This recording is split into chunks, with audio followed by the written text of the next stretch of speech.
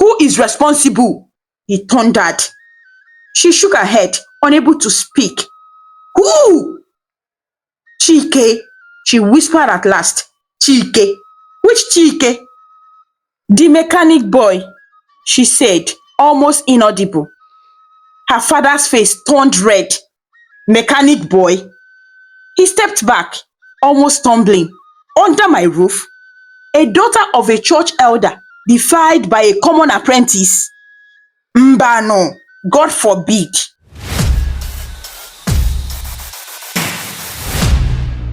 In the quiet town of Unubi lived the family of Nwoka, a family known for their spotless home, firm faith, and unshakable reputation.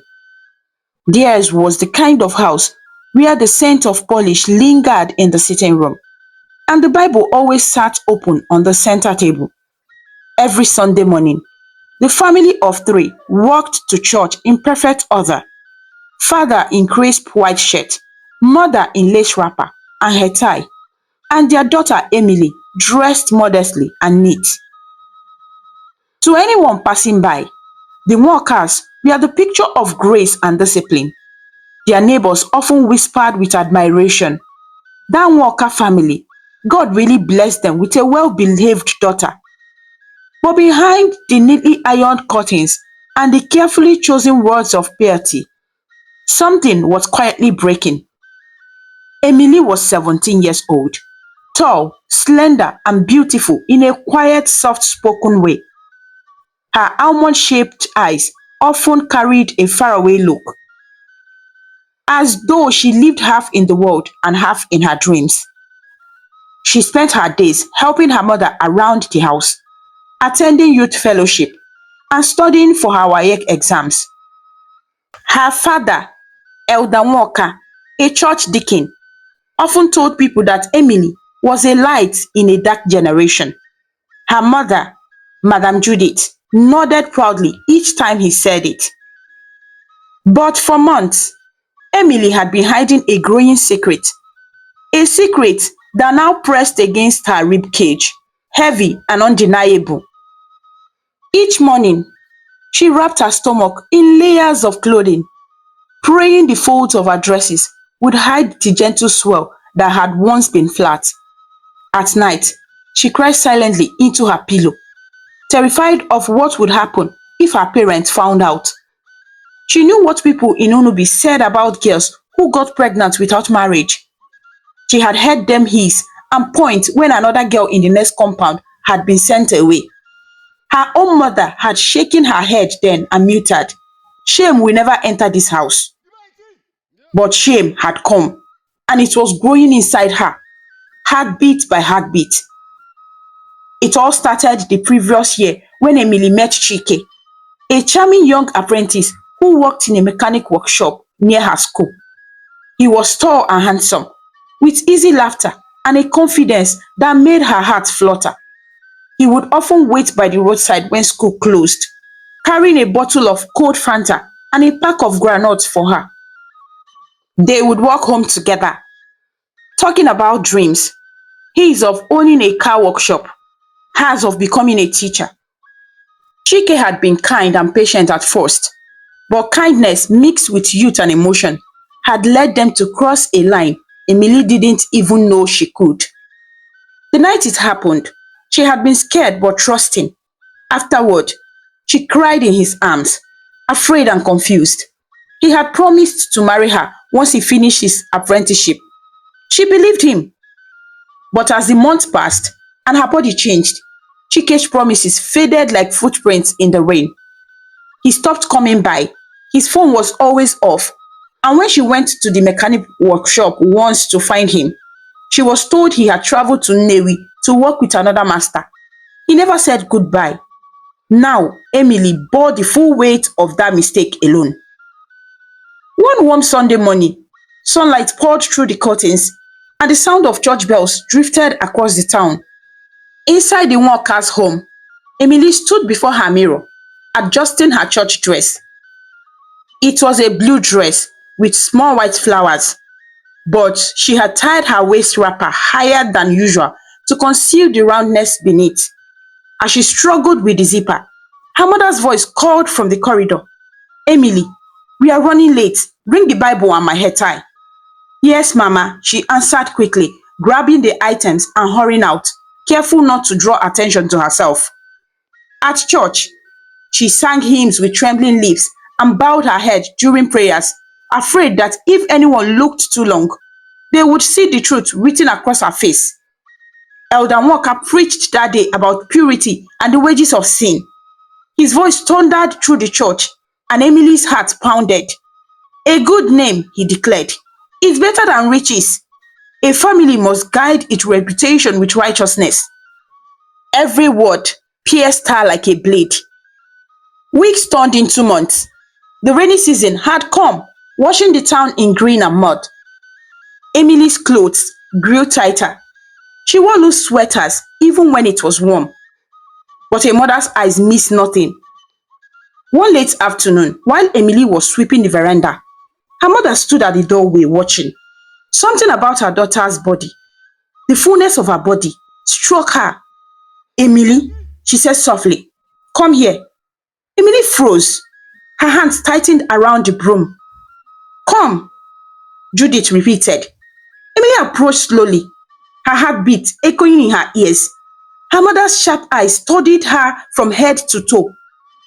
Raise your cloth, she said quietly. Emily's breath caught. Mama, do as I say. Tears welled up before Emily even obeyed.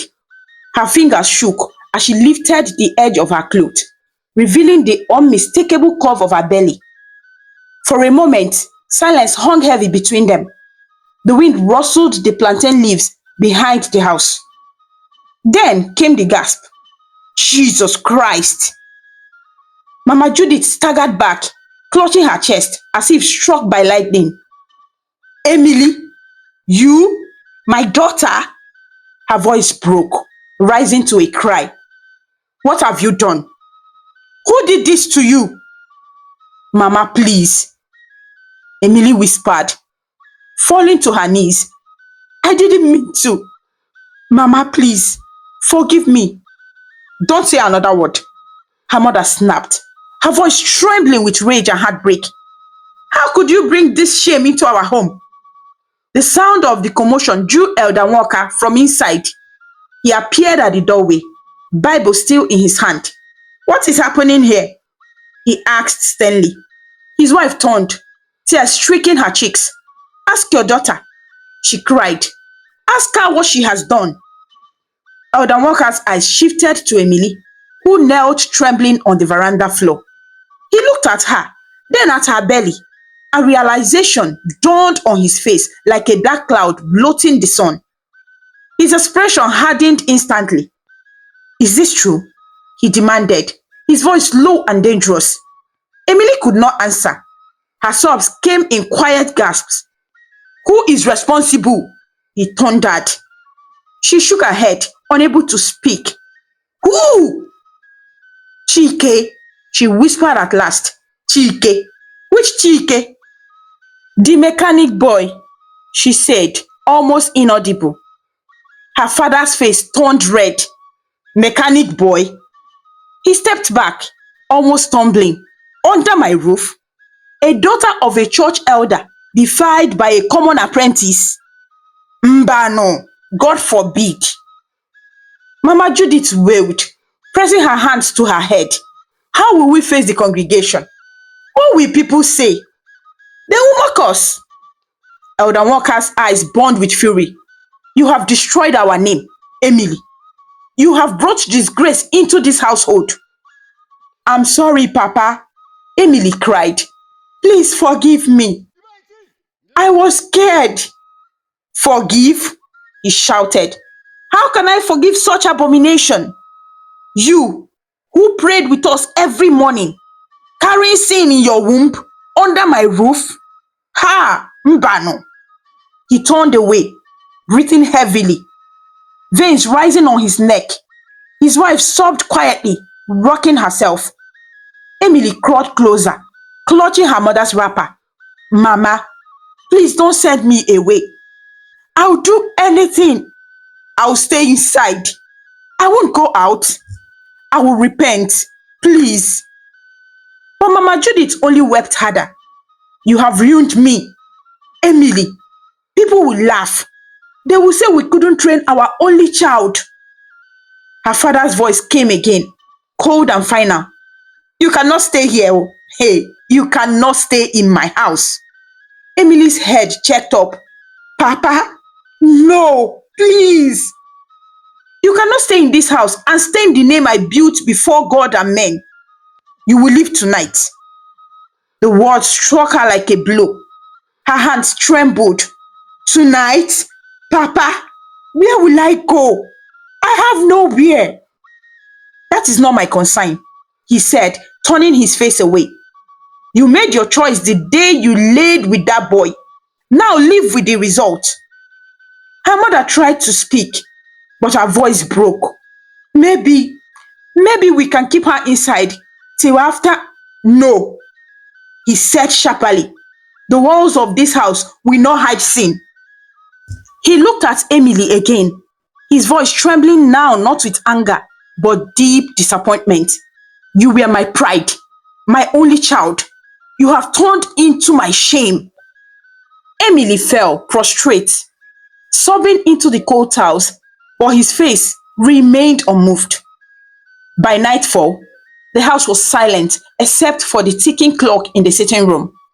The light bulb glowed dimly, casting long shadows on the wall. Emily sat on her bed, clutching a small bag, the one her mother had silently packed, a few clothes, a wrapper, and 5,000 naira folded into an envelope. Her eyes were swollen from crying. Outside, the crickets sang, and the night air was cool. Her mother entered quietly, her face pale and lined with sorrow. She stood for a long moment staring at her daughter. Then she whispered, I tried to beg him to change his mind. He wouldn't.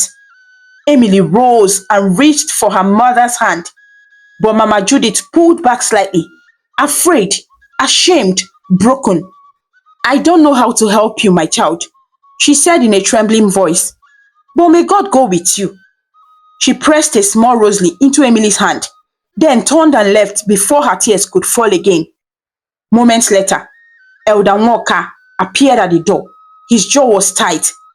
It is time. Emily stood, her legs weak beneath her. She followed him out, down the hallway that suddenly felt longer than ever. At the doorway, the cold night breeze brushed her face. Her father handed her the small bag. You will not come back here until you have cleansed yourself before God, he said flatly. Papa, please, I am begging you. But his eyes were hard as stone. He opened the door wider. Go! She hesitated on the threshold, trembling from head to toe. The porch light flickered, casting a soft yellow glow on the neat compound she had known all her life. The walls seemed to watch silently, as if ashamed. Her mother stood in the corner, covering her face with her wrapper, sobbing quietly. Her father's hands were clenched behind his back. Emily took a step forward, then another. The red dust crunched under her slippers. When she turned to look back, one last time, her mother had disappeared inside. Unable to watch, her father remained still, a shadow against the doorway. Emily whispered, I'm sorry, but the wind swallowed her words. And then she walked away. The road out of the compound was narrow and quiet. The moon was full, washing the world in pale silver. Emily walked without direction, her small bag clutched against her chest. The night smelled of wet soil and distant smoke. Her tears fell freely now.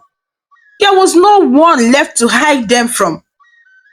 She passed the church where she had once sung hymns, the same church where her father preached and her mother led the women's fellowship. The gates were locked, but the white cross above the roof glowed faintly in the moonlight. She paused and looked up at it, her throat tightening. God, she whispered, her voice breaking. Please don't leave me too. Her stomach gave a small kick. She pressed her hand there and felt the tiny movement beneath her palm. I'm sorry, my baby, she murmured. I don't know what will happen to us, but I will try. I will try to live. The sound of distant thunder rumbled over the hills, and a cool breeze lifted her hair. She adjusted her wrapper and kept walking down the road that led past the farmland and out towards the main road. Behind her, the light of her family's house dimmed and disappeared. Ahead, the darkness stretched, wide and uncertain. As she walked deeper into the night, the reality of her situation sank in fully for the first time. She had no home, no food, and no one to turn to. The friends she knew from church would never look at her the same way. Her father's words echoed in her mind. You will not come back here. She thought of her mother's tearful face, her trembling hands, the small rose leaf now warm in her palm, the memory of their house, spotless, shining, full of prayers, felt like something from another life. The night grew colder. Somewhere in the distance, a dog barked. Emily pulled her shawl tighter around her shoulders and kept walking, her sounder sinking slightly in the damp red soil. When she reached the edge of the town, she stopped beneath a large mango tree and looked back once more. The light of Unubi twinkled faintly behind her. The town asleep and unaware that one of its daughters had been cast out into the night. She took a deep breath, wiped her tears with the back of her hand, and whispered again, God, help me. Then, with slow, steady steps, Emily turned her face toward the road leading out of town and walked into the darkness, alone, 6 months pregnant, her heart heavy but still beating with a fragile spark of hope. The road from Onubi stretched long and dusty, winding past farmland and scattered palm trees that stood like silent watchers in the moonlight. The night air was cool, but Emily's body burned with exhaustion. Each step felt heavier than the last. Her slippers were thin, her shawl damp with dew, and the bag in her hand caught into her palm. Still, she walked on. By the time dawn began to blush faintly in the east, Emily's feet were blistered, and her eyes stung from lack of sleep. The early morning birds called softly from the bushes, as if to greet the day. To Emily, it felt cruel how easily the world carried on while her own life had crumbled overnight. She found a narrow footpath that led to a cluster of houses at the edge of another town. The smell of wet wood smoke drifted in the air. Chickens scratched in the dust as women began sweeping their compounds. Emily hesitated, clutching her bag tighter. She had nowhere to go, but she knew she couldn't look lost, not in a world that judged and whispered. A small roadside kiosk caught her eye. A woman was arranging bread and tins of milk on the counter. Emily gathered her courage and approached. Auntie, good morning, ma, she said softly. The woman looked up briefly. Morning, what do you want? I'm looking for work, Emily said, her voice barely above a whisper. I can sweep, I can wash, or I can even help you in your shop. The woman gave her a slow once over. The tired eyes, the faded dress, the hint of a rounded belly beneath her shawl. Work? She repeated. Where are you from? Unubi. Emily answered quickly. My name is Emily. I just need small work, ma. The woman frowned slightly. I don't need help. My daughter helps me. Try the market side. She turned back to her goods. Emily nodded, murmured, thank you, and walked away. At the market, she met similar stares and refusals. Some women told her they had no work. Others simply looked her up and down and turned away. She could see the silent judgment in their eyes. By afternoon, she was so hungry. She hadn't eaten since the previous morning. When she found a small church compound nearby, she sat on the steps, pressing her hand to her stomach. I'm sorry, baby, she whispered.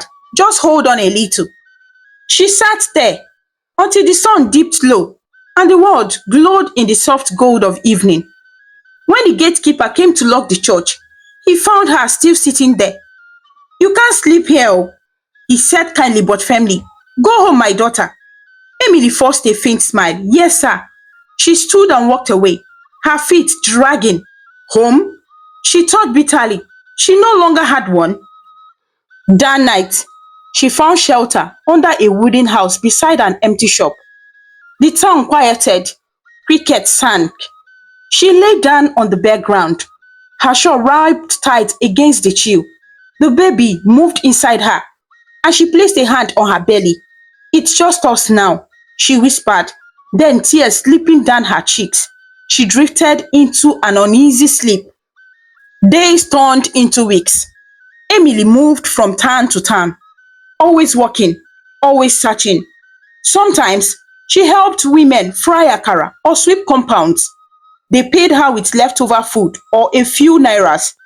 She learned to eat slowly, to make one loaf of bread last 2 days. When she could, she washed herself at village streams, hiding behind bushes for privacy. Her clothes grew faded, her skin darker under the sun. Still, she tried to stay calm and clean. Her mother's training would not leave her. Every Sunday, she stood outside church buildings, listening to hymns drift through open windows. She no longer dared to go in, afraid someone might notice her condition and ask questions. Yet, she found comfort in the songs. Sometimes, she would close her eyes and whisper, God, are you still with me?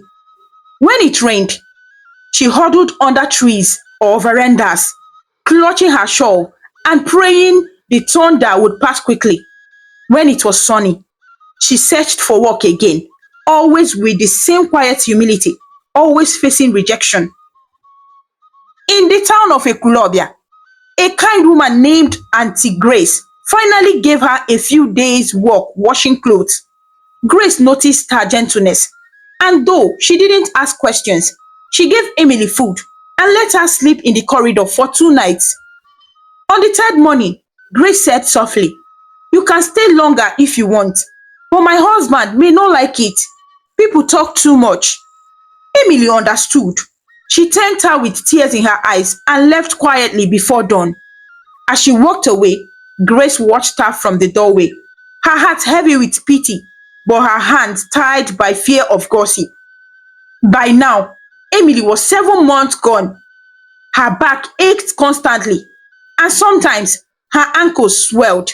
She moved slower, careful not to fall. Each night she felt the baby kicking stronger, and though she smiled sometimes, fear never left her. She had no one to talk to, no one to plan with. The loneliness was like a shadow that never left her side. One night, she stopped at a roadside village where a group of traders were closing their stalls. She asked an elderly woman for a little water. The woman filled a cup and handed it to her. You look tired, the old woman said, squinting. You are not from here, right? No, ma, Emily said. I'm just passing. The woman studied her face and the swell beneath her wrapper. Are you married? Emily hesitated, then shook her head. The woman sighed. You girls of nowadays, she muttered. May God help you. Emily bowed her head in silence. After she drank, the woman pointed toward the small church at the edge of the village. You can rest there till morning. The priest won't mind. Thank you, ma, Emily said, grateful. That night, she lay beside the church wall, her bag as a pillow. The ground was cold, and the stars glimmered faintly above. She couldn't sleep. Thoughts swelled. Her parents, her past, her unborn child. She missed her mother's cooking, her father's voice reading the Bible aloud, the smell of soap from freshly washed curtains. Now she had only memories and the sound of her own breathing. She turned on her side, cradling her belly. You will be born soon, she whispered. I don't know where or how, but I will do my best. Maybe God will send someone to help us. As the weeks passed, Emily's strength faded. Food became harder to find. Sometimes she went 2 days on water alone. The rains came heavier, soaking her as she walked. The road turned to mud. Her slippers tore. Still, she pressed on. One afternoon, while resting under a tree, she felt a sharp pain low in her back. She gasped and sat still until it passed. Not yet, she murmured. Please, not yet. The pain eased after a few minutes, but fear gnawed at her. Her time was near. She reached a small town near the outskirts of Newi, where she found temporary shelter in a wooden shade beside an old chapel. A kind security guard allowed her to stay as long as she didn't make noise. Each night, she heard people's footsteps as they entered for evening prayers.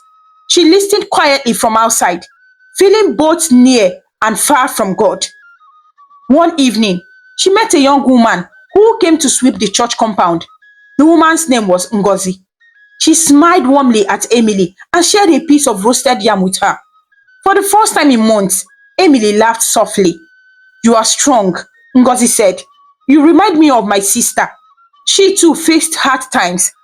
Emily nodded, grateful for the brief companionship. But Ngozi was gone the next day, and the silence returned. The day before it happened, the sky was grey and heavy. Emily felt weaker than usual. Her stomach cramped occasionally, but she ignored it.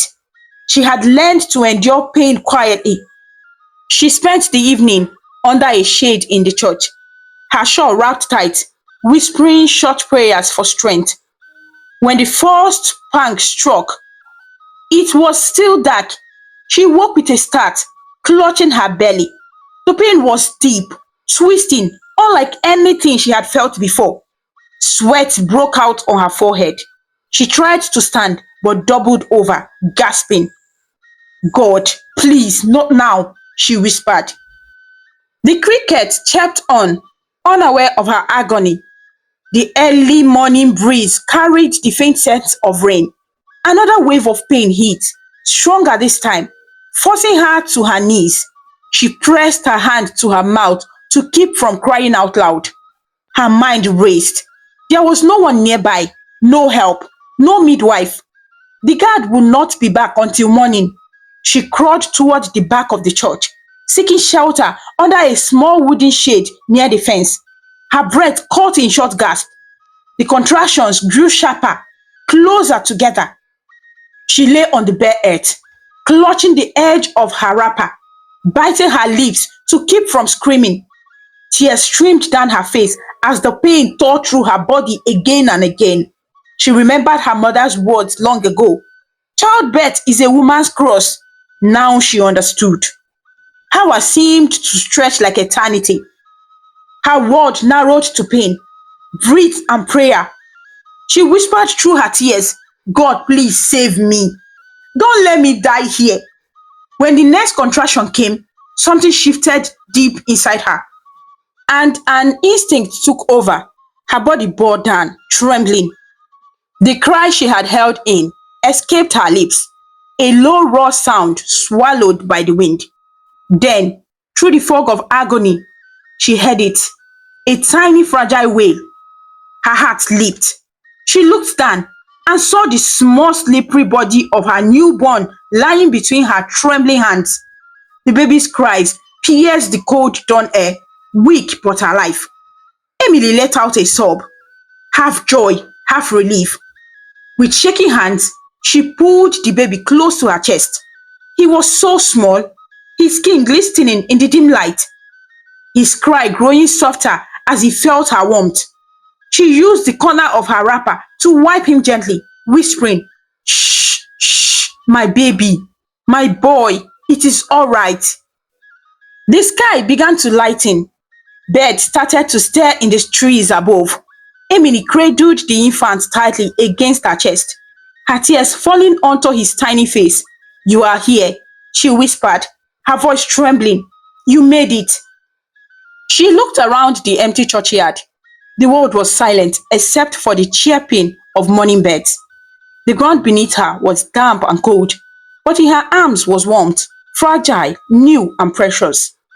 For a moment, all her suffering faded.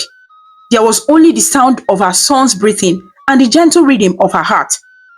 She sat there for a long time, rocking him softly as the first rays of sunlight touched the edge of the church roof. Her shawl was soaked, her body weak, but she still smiled faintly through her tears.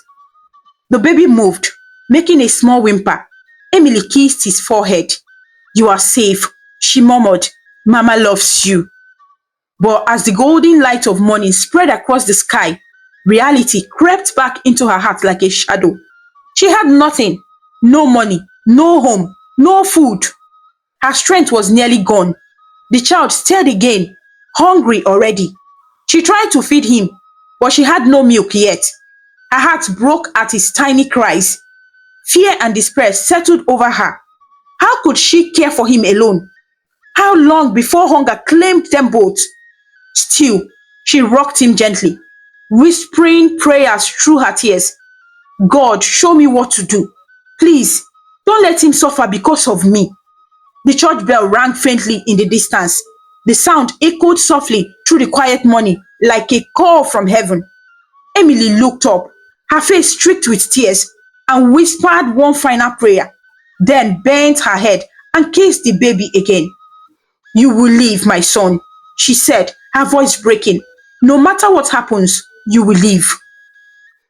And as the sun rose fully over the town, bathing the red earth and the old church in soft gold, Emily sat alone behind the chapel, a 17-year-old girl barefoot and trembling, holding the miracle that had come into her world on the bare ground.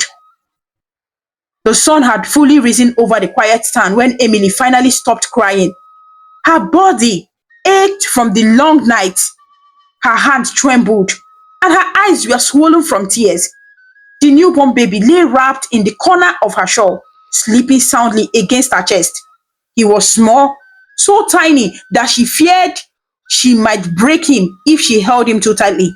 Yet she couldn't let him go. The ground beneath her was still damp from the night dew. Behind her stood the church wall, cold and rough against her back.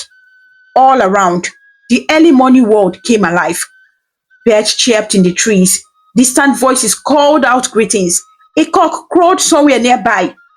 Life went on, unaware that a young mother sat hidden behind the church, clutching her child with a heart heavy enough to crush her. Emily brushed a strand of wet hair from her face and looked down at the baby. His little lips moved slightly as he slept. She smiled faintly through her exhaustion. You are beautiful, she whispered. You are so beautiful. Her heart swelled with love and fear at the same time. She traced his soft cheek with a trembling finger, marveling at how something so perfect had come from her brokenness, from her shame, from her struggle. He was warm against her skin, fragile but alive. For a long time, Emily simply watched him, lost between joy and despair. But as the baby stirred and whimpered softly, the truth she had tried to ignore pressed down like a weight on her chest. She still had nothing, no home to shelter him, no food to feed him, no family to welcome them, no one in the world who even knew where she was. The baby made a soft sound, a hungry cry, and she panicked.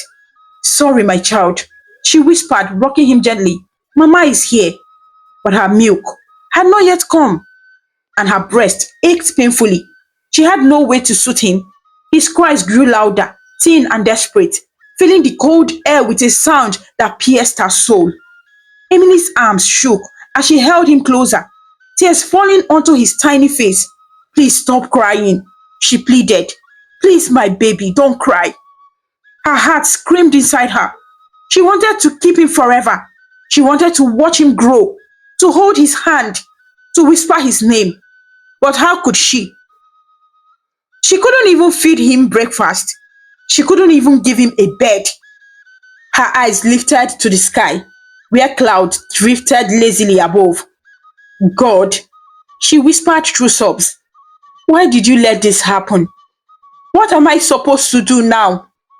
There was no answer, only the rustling of leaves and the faint hum of the waking town. As the morning grew brighter, Emily wrapped the baby more tightly in her shawl and stood up slowly, her legs weak and unsteady. She swayed a little, feeling dizzy from hunger and blood loss. The baby's crying had quieted to small hiccups. She looked at him again, his eyelids fluttering, his mouth slightly open, and felt her heart twist painfully. She knew what she had to do. The thought had haunted her since the moment she had seen him. the terrible, unthinkable thought. Yet, no matter how she fought it, it returned, whispering clearly in her mind, he deserves a chance to live, even if it's not with you. Emily walked slowly along the side of the churchyard, looking for a place sheltered enough to protect him but visible enough that someone might find him. There, near the hedge by the main road, she spotted a small space where the grass grew thick and soft. The morning sun reached it gently, and it was close to the path where people would soon pass. She stopped and stared at the spot for a long moment. Her hand clutched the baby tighter. No, she whispered, I can't. But then the baby whimpered again, a soft, weak sound that broke her last piece of strength. She fell to her knees, the shawl trembling in her arms. I'm sorry, she cried, rocking him back and forth. I don't know what else to do. I can't let you die with me. Her tears soaked his tiny blanket. She pressed her forehead to his, breathing in his scent, warm and sweet, mixed with the faint smell of earth and rain. I love you, she said over and over, the words breaking like glass in her throat. I love you so much, my child. Carefully, she spread her wrapper on the grass and laid him down upon it. The baby stared, his tiny fist waving in the air. Emily kissed his forehead, her lips trembling. Someone will find you, she whispered. Someone kind, someone who can give you what I can't. She tucked the cloth securely around him so he would stay warm, then slipped a small piece of paper from her bag, the only thing she had written since leaving home. On it, she had scribbled a few words in shaky handwriting. His name is Raymond. Please take care of him. God bless you. She placed the note beside him, then stepped back, her breath coming fast. Her legs refused to move. Every part of her screamed to pick him up again. But deep down, she knew if she didn't walk away now, she would never would. Emily covered her mouth to muffle her sobs. The baby began to fuse again, a thin cry rising in the still air. Her heart broke all over. I'm sorry, she whispered one last time. Please forgive me. Then, with tears streaming down her cheeks, Emily turned and walked away. She did not look back.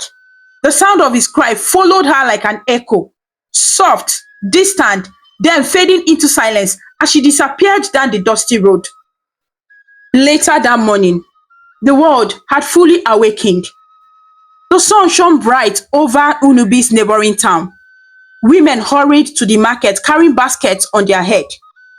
Children ran barefoot. Laughter echoed in the streets.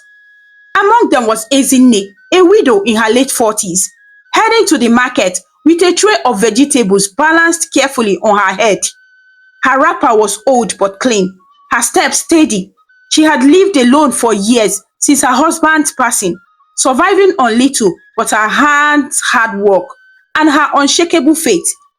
Ezinne loved the quiet of the early hours. As she walked past the church, she often whispered a short prayer under her breath. That morning was no different until she heard something unusual. At first, she thought it was a bird.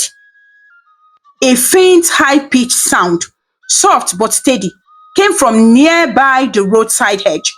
She paused, frowned, and listened again. It came once more, a tiny cry. She lowered her tray slowly and stepped closer, pushing aside the tall grass. Hello, she called softly. Is anyone there? Then she saw him, wrapped in a faded shawl, lying on a patch of grass, was a newborn baby. His small face was red from crying, his fist waving weakly in the air. For a moment, Ezinne froze in shock. Oh my goodness, she gasped. She looked around quickly, expecting to see someone, a mother, a passerby, but the road was empty. Her heart pounded. Carefully, she bent down and lifted the baby into her arms. He was cold, his skin clammy from the morning air. Oh, poor child, she whispered, pressing him close to her chest to warm him. Who would leave you here? The baby whimpered softly, then quieted as he felt her warmth. His small body fit perfectly against her. Ezinne rocked him gently, her eyes filling with tears. Then she saw it, a folded note tucked beside the shawl. She opened it with trembling fingers. His name is Raymond. Please take care of him. God bless you. Her vision blurred. Raymond, she repeated softly. So you already have a name? She looked at the child again. His little face scrunched, his mouth slightly open, his breathing shallow. Her heart clenched. She knew in that instant what she had to do. All right, my son, she whispered. God had sent you to me. You will not die here. Ezinne adjusted her wrapper, cradled the baby securely, and lifted her tray back onto her head. She turned toward home, her steps quick but careful. At her small compound on the outskirts of the town, Ezinne hurried into her room and laid the baby on her bed. She fetched a soft cloth, some warm water, and a clean wrapper. As she washed his tiny body, she kept murmuring softly, You are safe now. You are safe, my child. The baby stared, eyes still closed, making little noises as if trying to talk. Ezinne smiled through tears. You must be hungry, she said. She warmed some water and mixed a little with mashed bread. All she had. Using a small spoon, she fed him slowly until he settled. When he finally fell asleep, she sat beside him watching. His breathing was even, his chest rising and falling like the rhythm of peace itself. Ezinne leaned back, her heart swelling with emotions. Emotions she hadn't felt in years. Since her husband's death, the house hadn't been the same. The house had been quiet, too quiet. The laughter of children that once filled her dreams had never come true. She had not been blessed with any before he passed. But now, by some strange twist of fate, a child had found his way to her door, or rather, to her arms. God, she whispered, tears slipping down her cheeks. You really do work in mysterious ways. She thought of the mother who had left the note. Whoever she was, she must have been desperate, frightened, and alone. Ezinne's heart ached for her. Wherever you are, she said softly, I promise to care for your son. I will love him like my own. Outside, the sun climbed higher, casting warm light through the small window. The air smelled of earth and soap. Ezinne adjusted the baby's wrapper again and again. Raymond, she whispered. That will be your name indeed. Raymond Nwosu, my son. The baby stretched slightly in his sleep, his tiny fingers coiling as if in agreement. By evening, Ezinne had gone to the market, not to sell this time, but to buy things for the baby. Second-hand baby clothes, a small blanket, and a tin of milk. The traders were curious, asking questions, but she smiled and gave vague answers. It's for a friend's baby, she said, and not ready to share her miracle. When she returned home, she found Raymond awake, staring up at the ceiling with wide, curious eyes. She laughed softly, her heart melting. Ah, you are awake, my little man. She changed his clothes and sang a lullaby as she rocked him gently in her arms. His voice was soft and warm, the melody wrapping around them like a prayer. The house that had long echoed with silence now hummed with the tender noises of new life. The baby's small sighs, the gentle creak of the rocking chair, Ezinne's whispered songs. As night fell, she placed him beside her on the bed, her hand resting slightly on his chest to feel the rise and fall of his breath. The moonlight streamed through the window, bathing them in silver light. For the first time in years, Ezinne felt peace. She looked at the sleeping baby and smiled. You are my gift, she whispered, my blessing. Then closing her eyes, she whispered a prayer that carried softly into the night. God, thank you for trusting me with this child. Give me strength to raise him well. Outside, the town lay quiet. The stars shone brightly as if watching over them. Somewhere far away, Emily walked the lonely road, her heart bleeding but unaware that her son was safe. that love had already found him. And in that humble room, in the stillness of night, Ezine held the beginning of a new story. One born not from comfort, but from mercy. Raymond slept peacefully beside her, his tiny hand resting near hers, his life just beginning under the tender watch of the woman who would become his mother. Morning light poured gently into Ezine's small house, touching everything with a soft gold glow. The old wooden chair by the window, the pot by the corner, and the low bed where she lay with the baby. Raymond coiled beside her. The tiny boy slept peacefully, his small mouth forming a faint smile as if he were dreaming of angels. Ezine lay still for a while, watching him. She could not help but marvel at how perfect he looked. His tiny fingers, the curve of his nose, the calm rise and fall of his chest. Every time she looked at him, she felt something bloom inside her chest. Something she hadn't felt since her husband died. Joy. Her house had always been neat but quiet, filled only with the sounds of winds, birds, and the ticking of her old wall clock. Now there was laughter, gold gleam, and the soft hum of lullabies. Good morning, my son, she whispered, touching his cheek.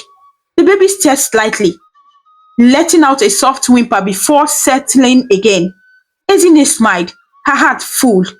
God really gave you to me, my Raymond.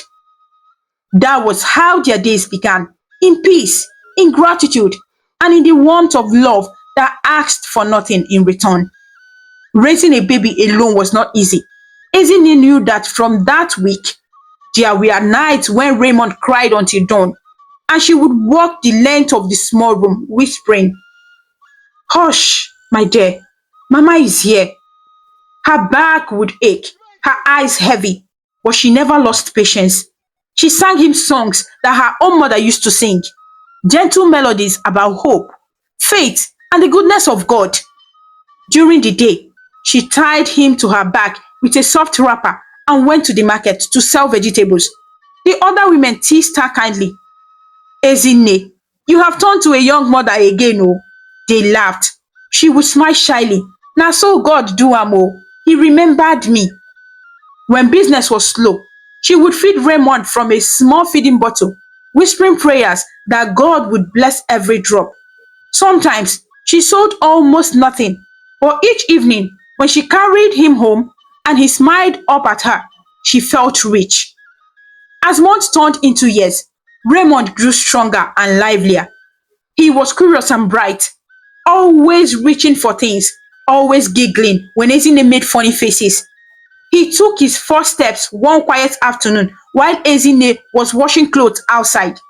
She turned to see him wobbling toward her, arms stretched, eyes wide with determination. Hey, my son, you are walking, she cried, throwing her wet hands into the air. Raymond stumbled into her arms and she hugged him tightly, laughing, crying at the same time. From that day, her little home never stopped echoing with tiny footsteps and laughter. Raymond followed her everywhere, to the kitchen, to the backyard, even to the market. He was her shadow, her light, her reason to keep going. But love alone did not fill the empty pots. Ezine worked harder than ever. She woke before dawn, fetched water from the stream, cooked, cleaned, and prepared her vegetables for sale. Some days she went to the farms to weed or harvest cassava for small pay. When she came home, she was tired to the bone, but she never complained. She would wash Raymond's clothes, help him bathe, and sit with him by the kerosene lamp, telling him stories about kindness and honesty. Always tell the truth, she would say, tapping his nose gently. Even when it's hard, lies spoil a man faster than wickedness or sickness. Raymond would nod seriously, his big brown eyes full of understanding. Yes, Mama. And respect everyone, she continued, even those who are poor, because respect is free, my son, but it will carry you far. Yes, Mama. Good boy, she said with a smile. Now eat your food before it gets cold. Their meals were simple, yam and palm oil, sometimes rice when she had good sales. But every bite tasted better because it was shared with love. When Raymond turned 5, Ezine decided he would go to school. It was a hard decision because money was always short, but she believed education was the only way to give him a future. On his first day, she dressed him in his school uniform and a shiny black sandals. He looked up at her with excitement and fear. Mama, will you come with me? He asked, holding her hand tightly. She smiled. I will take you there, but you will stay and learn. You will make me proud. At the school gate, she knelt to his level and adjusted his collar. Listen to your teacher. Don't fight. Don't tell lies. Be humble. Yes, Mama, he said, his voice soft but firm. When the bell rang, he waved at her before walking inside. Ezine watched him go, her heart swelling with both pride and sadness. It felt like a piece of her was walking away, small, brave, and full of promise. That afternoon, when she picked him up, Raymond ran into her arms, shouting, Mama, my teacher said I can read ABC. Ezine laughed out loud, lifting him high in the air. That's my son. That night, she could not stop smiling as she watched him trace letters on the dusty floor. Years passed like the slow turning of seasons. Raymond grew tall and clever. He learned quickly and loved reading. Ezine often came home from the market to find him sitting outside, reading an old book borrowed from the school, his lips moving slightly as he sounded out each word. When neighbors passed by, they would say, Ezine, your son is very bright. She would beam with pride. He is my blessing, she always replied. But behind her smiles was worry. How long could she afford his schooling? Fees increased every term. She took extra work washing clothes for families, mending torn wrappers, torn clothes, anything to earn a little more. At night, when Raymond had fallen asleep, she would sit by the lamp, counting her money carefully. God, she would whisper, please let me be able to pay next term. Don't let his education stop. Despite their struggles, their home was full of warmth. Raymond learned early to help. He fetched water, swept the ground, and helped his mother at the market. He was polite and hardworking, greeting everyone respectfully. Good afternoon, uncle. Good morning, auntie. He would say with a small bow. The market women adored him. This boy is well trained. They often said, sometimes when business was low, Ezine and Raymond would sit together eating roasted corn. She would tell him stories about his late father, a gentle, hardworking man, and about the lessons life had taught her. One day, she told him one evening as the sun set behind the palm trees, you will be a great man, not because of money or big cars, but because you will have a good heart. That is the real wealth. Raymond looked up at her, his eyes shining. I will make you proud, Mama. I promise. She smiled, brushing his hair fondly. You already do, my son. When Raymond turned 12, he began to dream big. He wanted to be a doctor. His fascination began after visiting nurse who treated one of the market women who had fainted under the sun. Raymond had watched every movement with wide eyes. Afterward, he told his mother, Mama, I want to help people like that nurse. I want to make the sick people better. Ezine was taken aback, but she smiled gently. Then study hard. If it's God's will, you will do it. From that day, Raymond studied harder than ever. He woke early to revise his notes and sometimes read under the moonlight when the kerosene finished. Ezine often found him asleep while his head on his notes. She would cover him with a wrapper and whisper, God, bless my son. Give him the future I could not have. Years rolled by, and Raymond completed his primary and junior secondary school with top marks. His teacher adored him, often telling Ezine how intelligent and respectful he was.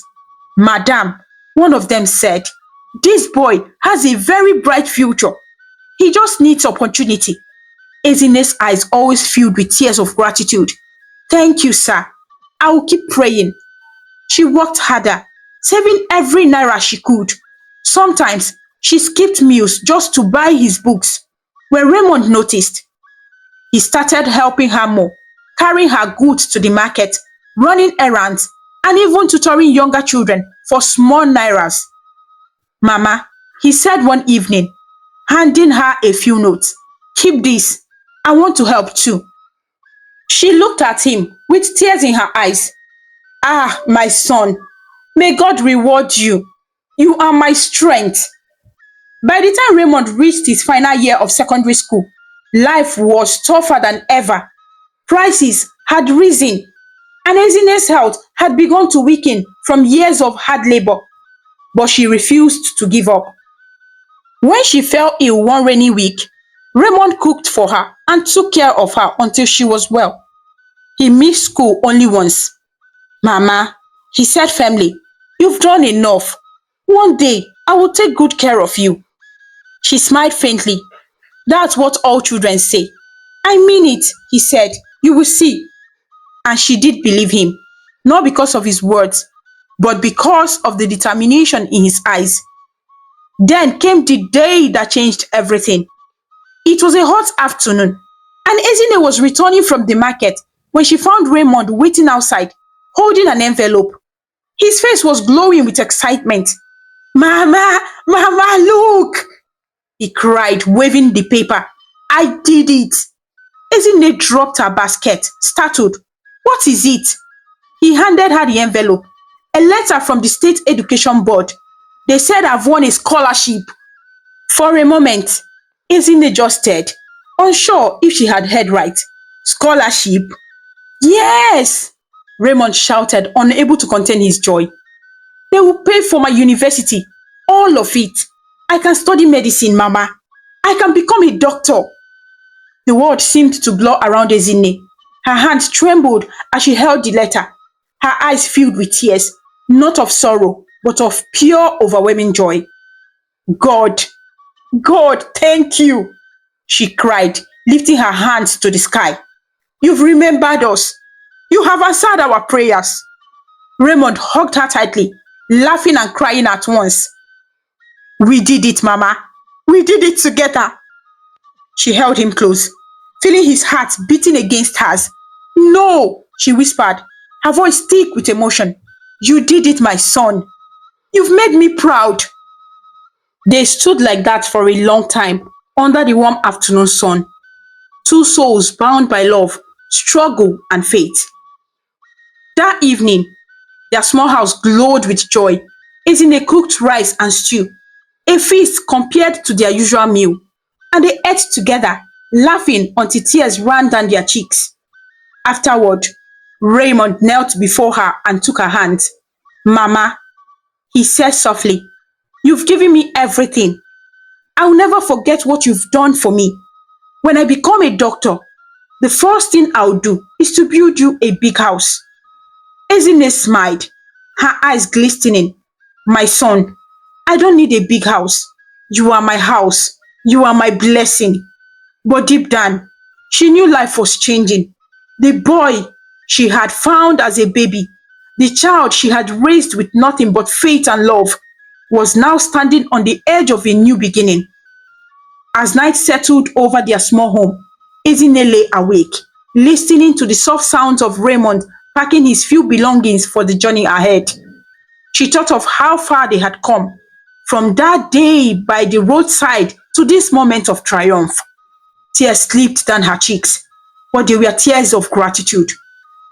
God, she whispered into the darkness, thank you for my son. Thank you for love that heals. Outside, the moon shone quietly over their humble home, silvering the roof with light. Inside, mother and son slept, one dreaming of a future filled with promise, the other resting in the peace of answered prayers. And somewhere in the quiet night, Faith watched them gently, knowing their story was far from over. Morning came softly over the top roofs of Nnobi, brushing the sky with shades of pink and gold. A cool breeze rustled through the banana leaves in Ezine's small compound. where life began each day with the sound of hope, the low hum of prayer, and the laughter of gratitude. Inside the modest house, Raymond sat at the wooden table, his book spread open before him. Sunlight streamed through the window, landing on his face as he bent over a notebook, scribbling formulas and diagrams. Across from him, Ezine stirred a pot of pap, her lips moving in silent thanks to God. You've been reading since before dawn, she said softly, glancing at him. Raymond looked up, smiling. Exams are next week, Mama. I have to do well. She smiled back, pride shining in her eyes. You always do well, my son. He laughed. Still, I can't rest until I pass. Ezine turned off the stove and poured the steaming pap into a bowl. She set it before him with two slices of bread. Eat, my son. A hungry mind cannot think straight. Raymond thanked her quietly, bowing his head for a brief prayer before eating. His manners, his gentleness, his discipline, all of them were echoes of her upbringing. Ezine watched him, her heart swelling. Each time she looked at him, she remembered the day she had found him by the church hedge, the small cold baby who had changed her entire life. Now he was a tall young man with steady eyes and a clear purpose. God had indeed been merciful. While Raymond's mornings began with prayers and study, another life, far away in a crowded part of Onitsha, began in noise and confusion. Emily jolted awake to the sound of loud music blaring from a nearby club. Sunlight leaked through the torn curtain, striking the cluttered room she called home. Empty bottles lined the small wooden table, and clothes lay scattered on the floor. She groaned, shielding her eyes from the light. Her head throbbed with the ache of another restless night. For a moment, she stayed still, listening to the faint sound of laughter from outside. Then she sat up slowly, brushing her hair from her face. The mirror on the wall caught her reflection, eyes tired, lips dry, a faint trace of lipstick still clinging from the night before. Her once smooth skin looked dull now, shadows beneath her eyes deep. She sighed, the sound heavy with something she didn't name, regret perhaps, or emptiness. She reached for a half-full bottle of water, drank deeply, and stared at the ceiling. Another day had begun. Years had passed since that cold morning behind the church. Time had carried both mother and son in different directions, one into light, the other into shadow. Emily had drifted from town to town, trying to survive. At first, she took cleaning jobs, helping in restaurants or washing clothes for others. But her past never stopped haunting her. Everywhere she went, she feared someone would discover what she had done, the child she had abandoned. When work ran dry, she moved to Onitsha, where the streets glowed at night with bright signs and loud laughter. There, she found temporal comfort in distraction. Friends who drank to forget, men who promised care but vanished by money, music that drowned out of the quiet voice of conscience. For a while, it worked. The pain dulled. She learned to laugh louder, to dance, to pretend. But when the night ended and silence crept back in, guilt returned, sharper than ever. Sometimes she woke in the middle of the night hearing a baby's cry that wasn't real. Other times she dreamed of a child reaching for her, his face blurred, his voice calling softly, Mama. Each time she woke shaking, her pillow wet with tears. Meanwhile, Raymond's life blossomed like a well-tended garden. He passed his exams with top marks, earning respect from his teachers and admirations from his classmates. When the results were announced, the headmaster shook his hand in front of the school. You have made us proud, young man, he said. Raymond smiled modestly. Thank you, sir. That evening, he ran home, waving the result. Mama, I came first in all my subjects. Ezine dropped her hoe. She had been weeding behind the house and ran to him. Ah, my son, she cried, hugging him tightly. I knew you would make it. Raymond laughed, breathless in her arms. This is just the beginning, Mama. One day, I will make you proud in the whole world. She stepped back, her eyes misty. You already have, Raymond. Every day. Life was not easy, but their love made every struggle worth it. Ezine's hand grew rough from work, yet her heart stayed soft. Raymond studied late into the night, yet never forgot to fetch water or wash his mother's clothes. Their neighbors often marveled. That boy is a blessing, they said. And truly, he was. He won several awards at school: best in science, best in discipline, best overall student. His teachers spoke of his kindness as much as his intelligence. He helped other students who struggled, never mocked anyone, and always greeted elders with respect. When asked about what drove him, he always answered the same: my mother, she gave me everything. I want to make her proud. Far away from that place, Emily's world spun in chaos. She now worked in a small bar in the city, serving drinks to men who laughed too loud and stared too long. Her life had become a series of nights: music, laughter, exhaustion, silence. Sometimes she told herself she was happy. Other times she stared into space, wondering how everything had gone so wrong. On quiet evenings, she sat alone after closing, sweeping the empty floor. The smell of alcohol and smoke filled the air. She hummed softly, not realizing it was a lullaby, one she had once sung long ago, when she held her baby for the first time and last time. The memory hit her like lightning. Her chest tightened, tears burning her eyes. She pressed her hands to her face. Stop! She whispered to herself. Just stop. But memory was merciless. It brought back every detail: the cold morning, the tiny body in her arms, the sound of crying, the pain of walking away. She dropped to her knees, shaking, whispering, God forgive me. Please forgive me. The walls didn't answer. The night went on. Back in Nobi, Ezine's pride deepened as Raymond grew older. When he finished secondary school, he earned a scholarship to study medicine at the university. The news spread quickly through the town. People stopped her on the road to congratulate her. Your son is going places, Ezine. God has rewarded your kindness. Ezine smiled humbly, always saying the same thing: all glory to God. Raymond's excitement knew no bounds. On the day his admission letter arrived, he lifted Ezine off her feet, spinning her in joy. Mama, it is happening. I will be a doctor finally. She laughed breathlessly, half crying. Put me down. You will break my bones, oh. When he did, she looked up at him with pride and love. My son, never forget where you came from. I won't, he promised. And I will never forget who made me who I am. While Raymond's words expanded with possibilities, Emily's grew smaller and darker. Her beauty, once her armor, began to fade. The late nights, the alcohol, the sorrow etched lines around her eyes. Her friends moved on to better things, but she remained trapped between guilt and survival. One evening, she walked by a church and stopped at the gate, drawn by the sound of singing. The choir's voices rose sweetly, filling the air with peace she hadn't felt in years. She stood outside, unable to go in. Her heart throbbed painfully. Memories came rushing back. Her father's sermon, her mother's soft prayers, her own teenage innocence. She leaned against the gate, tears slipping silently down her cheeks. Inside, the choir sang louder.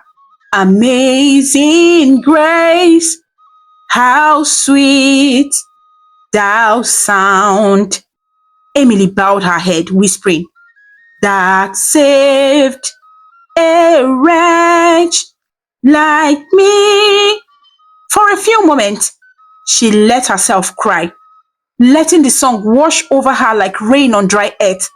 Then quietly, she turned and walked away, her shoulders hunched, her soul still restless. Years passed. Raymond thrived in the university. He was not just a brilliant student, but a good one, helpful, humble, and full of empathy. His professors admired him. His classmates respected him. He volunteered at health camps, offering free medical advice to villagers, often saying, my mother taught me that helping others is the best way to thank God. Ezine kept every letter he sent, folded neatly in a small box under her bed. Each began with dearest mama and ended with your son Raymond. She read them over and over, smiling through her tears, proud beyond words. Her house was still small, her life still simple, but she no longer felt poor.